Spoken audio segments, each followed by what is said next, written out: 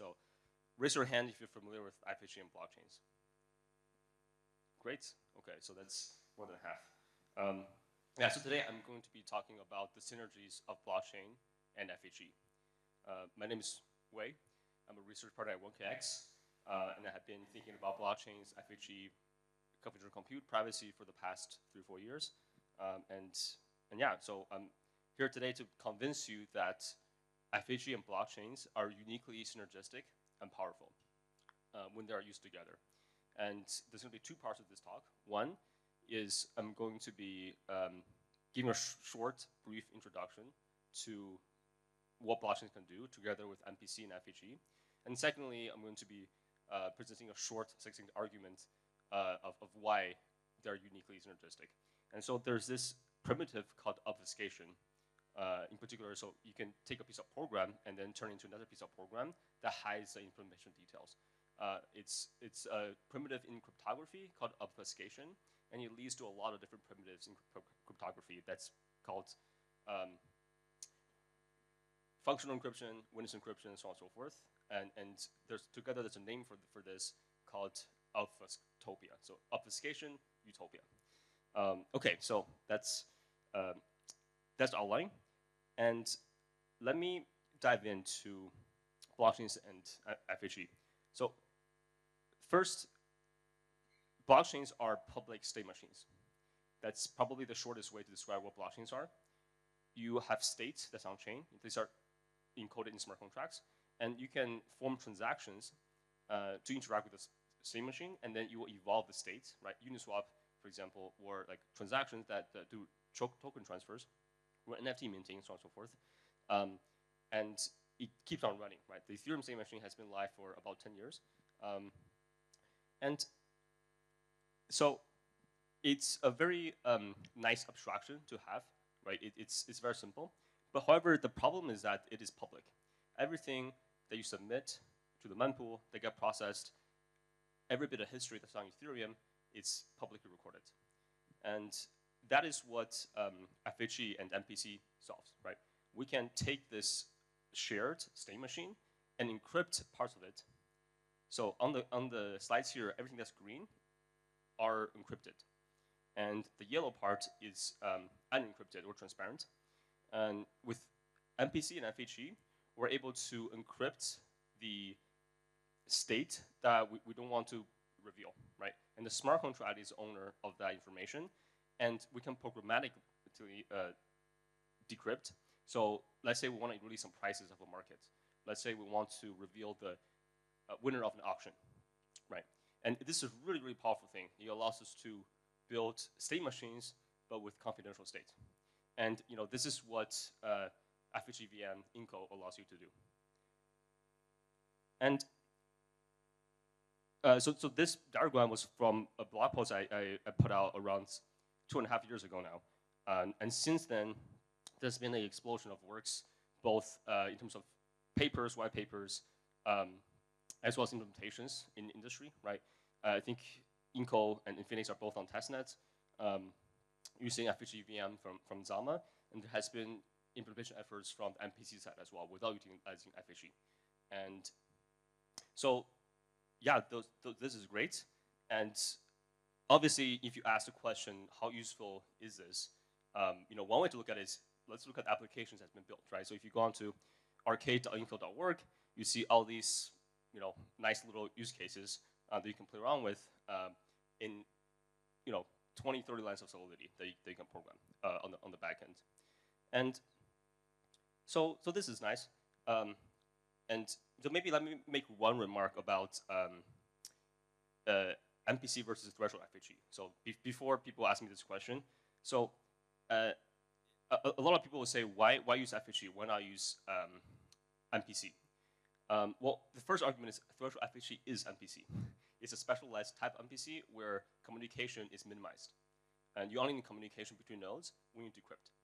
And it turns out for dynamic networks like blockchains, if you want nodes to come in and out, you want to reshare the secret, right? You don't want to reshare too much of that.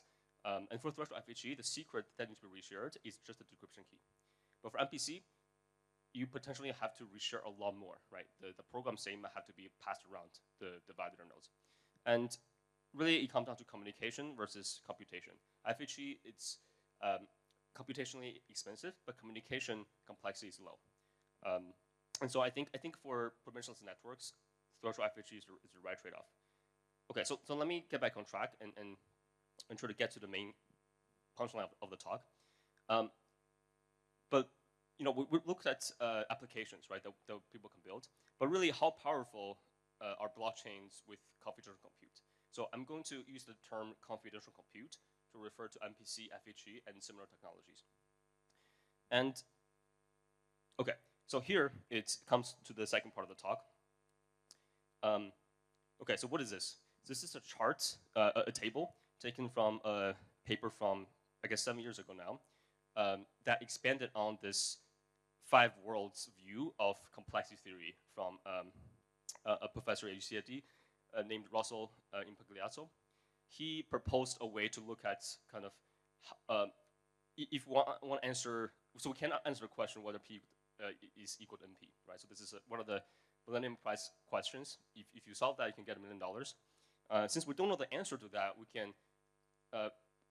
can try to divide the world into different categories based on the answer to that question, right? So so if P equals to NP, it turns out everything is solvable. You can break Bitcoin in terms of finding the secret keys.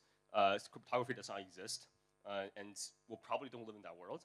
And I'm not going to go one by one, but for the longest time, we only had 5 worlds. So it's Algorithmica, Heuristica, Pestilence, Minicrypt, and Cryptomania.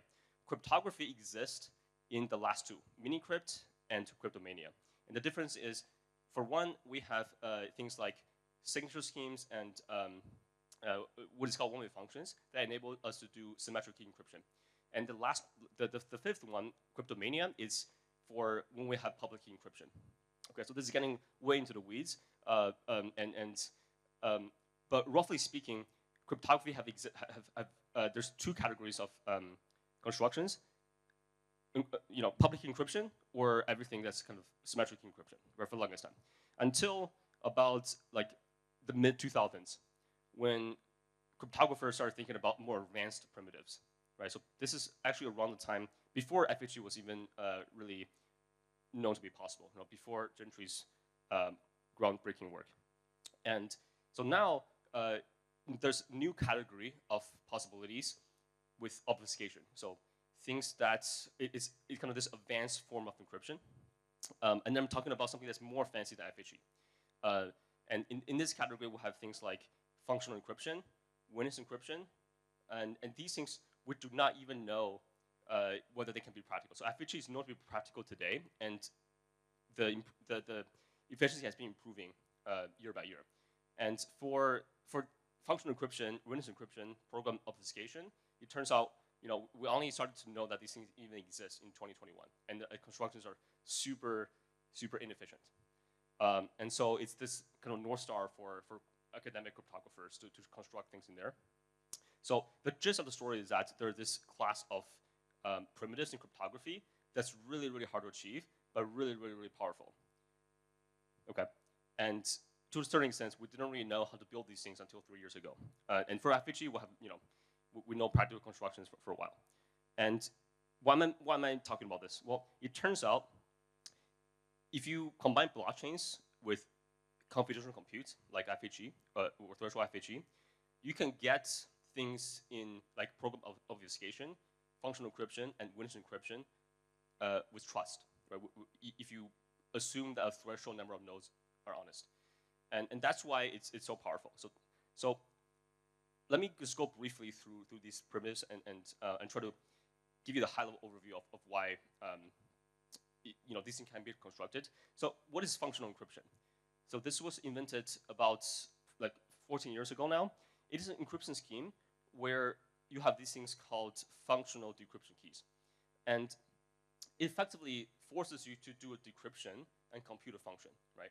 So for example, you can do a decryption while computing a signature on a message, or computing a signature using a secret key.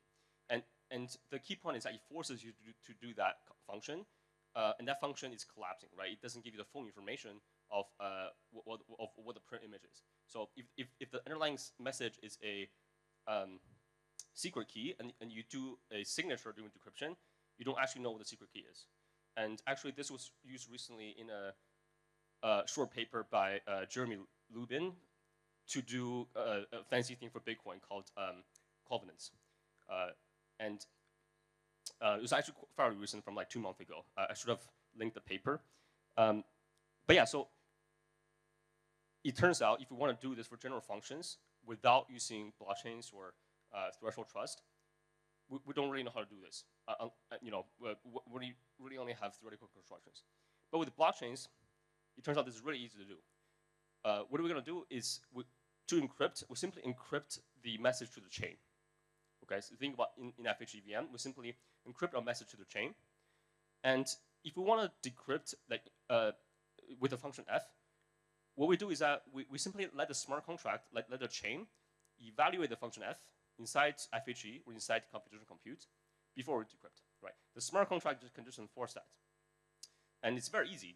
This is like an easy interface. We can directly do this today on Inco. What is witness encryption? So this was also another fancy primitive invented by cryptographers. And it is an encryption scheme, again, where you can encrypt a message to any arbitrary hard problem. So if you're a computer scientist, the arbitrary hard problem here, it's just any NP instance. And the condition is that you will be able to find the underlying message if you know a solution to this hard problem, right? So it's given any hard problem, you can encrypt to it. And it turns out, again, it's very, very hard to build these things. But with blockchains, it's really easy to do. What we're going to do is we simply encrypt a message to the chain, and the chain can check all the conditions you want, right? In the smart contract, we can check whether this hard problem has a known solution, right? If you know a solution to the hard problem, you encode that solution, have the chain check it inside a computational smart contract, and if it's correct, then the smart contract will release the information. And it's basically the most natural thing to do such a witness encryption scheme. And indeed, there's a series of papers showing why this can be done on a blockchain. And yeah, so it's kind of the idea that has been rediscovered many times. Okay, so now let's move on to program obfuscation. So it turns out, originally when people first stumbled upon this primitive, people have no idea like what this can be used for, right? So basically the guarantee for program obfuscation here, for this particular type of obfuscation, it is if you're given 2 different circuits that does the same thing, then you're able to transform them into a different type of circuit so that you have no idea which one you started with, right? So like I have like 2 different circuits, I apply a function to them, and then the end result, you have no idea like which one I started with, right? It's a pretty simple thing. And it turns out this gives you everything in the fancy cryptography land, in obfuscation utopia. And so how do we get this from blockchains with computational compute?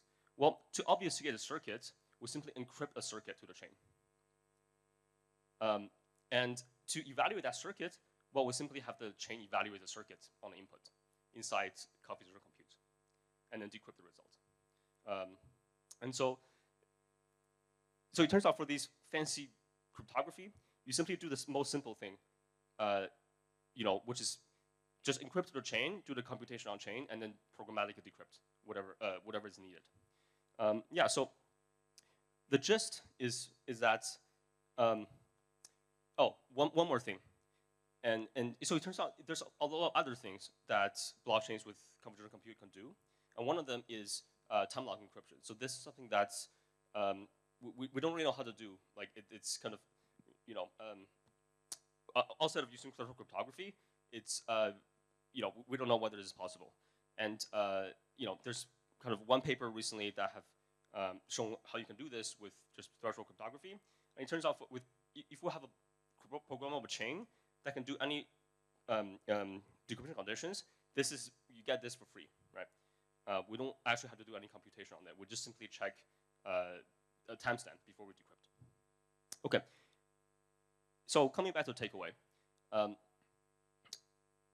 in this talk, I'm making the argument that blockchains with MPC and FHE is very powerful, and these two technologies are very synergistic because it gives us fancy cryptography with threshold trust that is otherwise not known, to be possible in an efficient manner. Okay, so I think I'll end here and take questions. Thanks.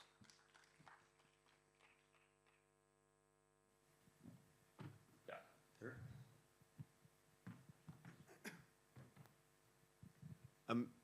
So the witness encryption, it's the first time I've heard of that little hierarchy, so that's nice. So you presumably need an instance of the hard problem. So you've got like a solution to 3SAT or something. Yeah. So but that's hard to get. So the instance is easy to get, the witness is hard to get. Right, so that's what's in NP. But you need the witness, so you have to compute that to use this. So you can pick any hard instance. So like take any NP language, like 3SAT. Yeah. You can make an instance of it without knowing a witness, right? And you don't even have to know that it's actually in the language. So there's some 3SAT problem that might not have a witness.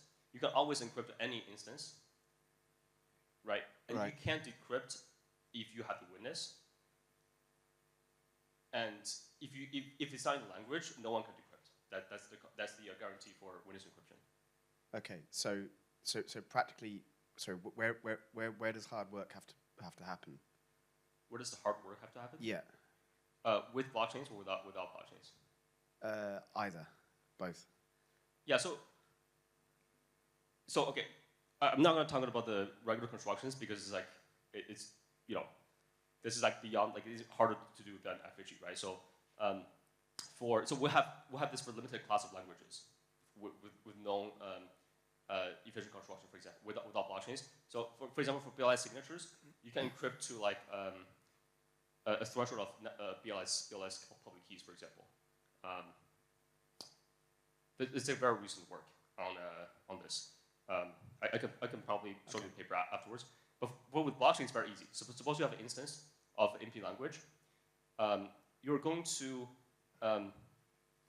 basically check the instance inside the confidential computer contract, right? So what is decryption? So think about, if I have a witness, I should be able to decrypt. But I'm going to have the smart contract check that I have a witness, right? So I'm going to encrypt my witness through the chain, okay? And the chain is just going to compute the relation inside FHE, inside confidential compute. And if X and W is in the language, right, then it's going to release whatever message the chain was, is holding inside as a message, right, as a secret, right? So we're basically evaluating the NP relation inside FHE. Cool. Okay, thanks. Any other questions?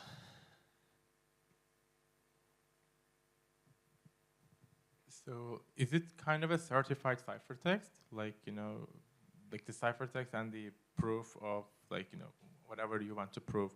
Like I'm just talking about the last thing you said. No, like not in the presentation, but just as an answer to my fellow.